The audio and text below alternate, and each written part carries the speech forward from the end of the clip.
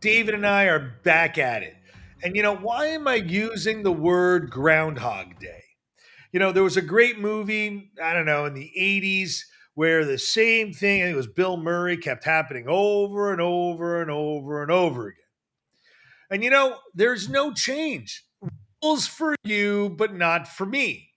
So let's talk about going to a sports game. And I decide to wear my Make America Great hat, which, by the way, I don't have. But if I did and they said, you can't wear it here, but I can wear a hat saying Biden on boss and not have a single peep said. Hey guys, my name's Stuart Brisgell. That's David Solomon. This is an unfiltered, uncensored conversation on a wide range of topics, like baseball caps and Groundhog Day. This podcast is dedicated on a platform on expressing and sharing thoughts, experiences, ideas from a variety of opinions. Like, I went to a Montreal Canadiens game and I brought my own whistle and I blew the whistle at a penalty. They kindly asked me to stop blowing. Anyways, guys, sit back, relax, because this is the latest news, pops culture, and so much more. Catch us again Monday, Wednesday, Friday, noon Eastern. Now, David, Robert Kraft, from the owners of the football team, spent $7 million about a no hate. Yet in Toronto, they let people wear keffiyehs on the floor. No, I mean, no, you no, talk about no, you talk about saying an anthem. no. You kind of got the story wrong, but it's all right. Let's get folks. No, but they allow It's to a wear problem with keffiyehs, Stuart. but you can't wear a Doesn't know. shirt. Stuart doesn't know Canadian stuff, and he's out of sports. So let me take over before he pops this one too. All right, so folks, all kidding aside, this is really serious. This is not funny. Last week the Toronto Raptors, but one of the owners, it's Maple Leaf Sports Entertainment, one of the major owners of the team and shareholder of the team, I beg your pardon, is a Jewish guy named Tannenbaum. And it's kind of crazy what goes on wherever you see someone Jewish, there tends to be this attitude of, yes, we're going to rally for Israel. We are going to send messaging for hate, but we don't want to cause problems. So at a Toronto Raptors game last week, a couple of people showed up with a Free Our Hostages sweatshirt. There's a badge. And folks, in case you don't have one, here's mine that I wear very proudly. And essentially what we're trying to do is to deliver a message to free the 130 plus hostages that have been violated, denied of their freedoms, ignored by the world for close to 150 days. It's insane. And generally what ends up happening is that they walk around, no noise, but they walk around or they go to their seats wearing this. Well, security didn't like it and told him that they had to remove the sweatshirt, or they actually even offered a Raptors sweatshirt to put on top of it, and they said no. So they were told the choice is do what we ask or leave. Is that legal? Is that legal? You have a contract with the team when you go that you're not to cause a disruption at any sporting event. It's what happened. Now, unfortunately, what we've seen in sporting events, which has occurred numerous times, Stuart, is that you see whenever there is a pro-Palestinian or pro-Hamas supporter there, they cause noise. There's massive disruptions. We've seen it in soccer games. We've seen it in other events. They're disruptive, which I'll get to a little more in detail on a parallel story. But this is what ended up happening. Now, the problem is that this followed 2.5 weeks earlier. The National Hockey League had this piece of garbage, Kiana Lede, sing the American national anthem, who on her Twitter or X wrote, if you're a Zionist, feel free to stay your ass at home. And they let this bitch perform and do the American national anthem in Toronto. Now, Toronto has no control. This is the NHL. But guess who are the commissioners of both leagues, Stuart? What religion do you think they're both from? I don't know. They're both Jewish. Adam Silver is Jewish on the NBA side. And on the NHL, you also have a Jewish guy. And it's incredible how what the difference is, what we're willing to tolerate. And why is it that we're willing to tolerate this, Stuart? Is because the left and these folks thrive on chaos. Now, let me show you the difference between the two. All right. And I'm going to steal my screen back. Okay. And I want to show you this is Robert Kraft, who is the owner of the New England Patriots football team, who put out to spend $7 million of his own money and brought in Dr. Clarence Jones, the speechwriter for Martin Luther King, to talk about hate. And what's incredible is if you go to the website, and yes, the website is standuptojewishhate.org, but his message is stand up to all hate. The point I'm trying to get here, Stuart, is that the differences between what the Jewish community wants to deliver as a message is a peace and it's quiet and of elimination of hate. But let me tell you what the other side likes to do. Queen's University, a few weeks ago, last week at McGill University, what do protesters do? Disrupt to the point where students could not get not only to classes, but couldn't even get into buildings. So as some of you may know, I do teach at McGill University, and I get an email saying, sorry, access to this business school, Stuart, the old Bronfman building that you and I knew very well, was blocked by pro-Hamas, and I'm sick and tired of calling them Palestinian because they're not. These are pro-Hamas, terrorist-loving supporters. And they blocked the entrance to McGill University's building business school, disrupting classes, disrupting access, and even putting people's lives in harm. But instead of the school doing what's right, they did nothing. The police couldn't go there because this is a campus thing. And again, the same thing happened in Queen's University. Same thing. They disrupted in the building. They had problems in there. And of course, nothing changes. You called it Groundhog Day, Stuart. And that's exactly what's happened. The left continues to thrive on chaos. And everyone is catering to them because what is happening? We're afraid of their response.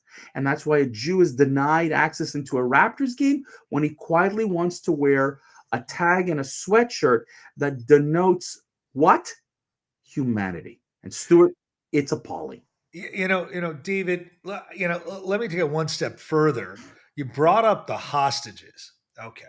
You hear in the news how horrible the war in Gaza is. Okay. You hear about how civilians are being told to leave, asked to leave. You hear about Egypt putting out mass amount of razor wire, right? Did you Not see that to wall that allow them Egypt put in. up? Did you see the Razor wall wire. Egypt put up?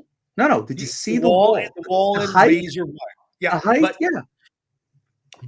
but you don't hear, and you hear about the Geneva Convention, United Nations. Do you realize that the act that these terrorists did violates the Geneva Convention? Of course. The way they held the initial hostages is known to be against the Geneva Convention, and the actual hostages being kept now is against the Geneva Convention. However, you don't hear the media. In fact, you don't hear social media on this topic, spinning into another subtopic here. If the media is bought off or afraid or agenda based, there is no news. And David, I'm going to say something, and it's going to be the zinger. Walter Cronkite Now here we go again. made a point. You got to have both sides. Now and if you why? can go to a Raptor game, David, and wear a keffiyeh, but you can't wear a sweatshirt, you sure you can? Again, you didn't get the I don't know. story I'm right. looking on the news. I'm looking at pictures. Yeah, but live it's not a from Raptors game, Stuart. It's not the Raptors game. The point is she sang the national anthem The National Hockey League invited this piece of garbage. It's not, I'm not talking about she came to attend the game. I understand, She was David. invited. David. They refused to allow two young people to Yeah. wear a sweatshirt Yep. quietly, but Yep. they don't ask people wearing keffiyehs to leave the stadium. Because they're going to tell you it's a cultural symbol. I don't care if you want to wear a keffiyeh. Wear a keffiyeh proudly. I don't care. What I care about is listen to what you're doing. All these people, from Secretary of State Blinken to Joe Biden to Justin Trudeau to all these people who think that they're smarter than every other previous president, leader, Secretary of State, whatever. You're doing the same thing, expecting a different result. That's insanity, folks. You can't just sit there and tell Israel unilaterally, like Obama tried, like Hillary Clinton tried. We're going to declare a unilateral Palestinian state. That's going to solve all the problems. How come Saudi Arabia? How come Qatar? Sorry, how come the UAE, Bahrain, South Sudan, Morocco, Jordan signed the Abraham Accords? Because you know what? They knew that having a Palestinian state was not the solution. Well, and I saw a viral video taken from The Rock where they asked and the military that guard that rock area, which I don't know who controls that, but nevertheless, they forced a woman holding the Palestinian flag to put it down and leave. But even as far as these new AI engines, David, I just wanted to do. Why does Israel want to evacuate Gaza? And the second point that you find in these social media AI bots, it raises serious legal and humanitarian concerns. Human Rights Watch has highlighted the evacuation order as alarming, if not, could lead to war crimes. Why don't we hear the capture of people unlawfully held against their will, women and children Stuart, murdered being a war crime? because Stuart, I'll tell you why. It's It's really crazy, simple. David. It's very simple. Because what does the left want? And the left is really right now the messaging of most media today. They don't want to tell you the truth. They want to tell you what's wrong with Israel and Jews. And when there is a huge international song contest called the Eurovision, and every year European countries, and you ask why Israel's part of Eurovision, because they're not allowed to be part of Asia, because of the Arab boycott, but nobody picks up on that. Israel has a contestant every year, and this year, led by many artists, they want to make sure that Israel doesn't participate. 500 performers signed a petition to accept Israel. There are people finally waking up to this. This isn't the 30s from Germany, Stuart. That's the lucky thing, because in the 30s we had no voice. Now we do, because for every hold on, Stuart, let me finish with this, and then I'll pass it to you back. For every Roger Waters who stands up and yells and screams anti-Semitism with Annie Lennox and the rest of these anti-Semitic pieces of garbage, you've got Bono from U2, you got Billy Joel, who recently stood up in concerts supporting Jews and Israel. It just shows you the difference. Bono's a new supporter of this, and I don't care. I don't care. He stood up and did his it. take was it was the music festival and people, trying to listen to music, and he's very big on that. But David, I got another recourse. The same way tech wants to censor their agenda. The pacemakers of the world are all created and owned by Jewish companies. And why don't we just turn off their pacemakers?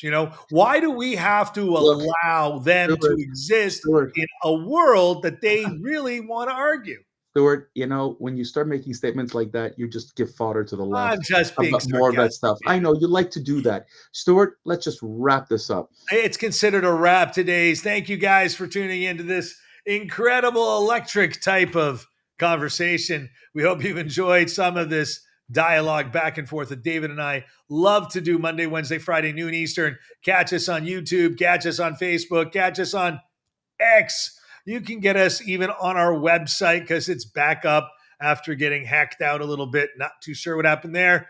But nevertheless, please send us a PM, a message, record us, subscribe to us. We love you. Guys, until next time, keep ranting. David, say goodbye.